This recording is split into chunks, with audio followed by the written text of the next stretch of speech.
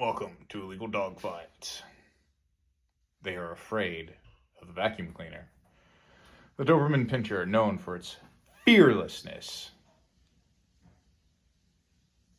is afraid of a vacuum cleaner.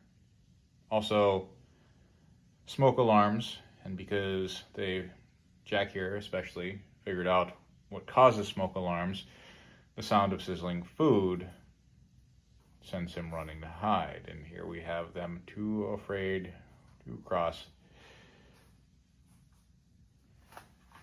the vacuum cleaner here. Come on. Come on. Get over your fear. Come on. Good. Good. Good girl. Good girl, Juliet. Come on.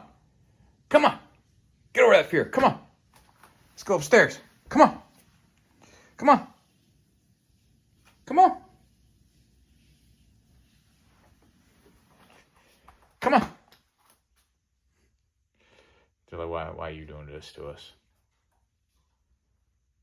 Come on.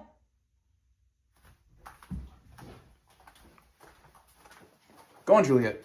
Come on. Go on. See? That's how easy it is. Go. Uh-oh. Uh-oh. Go.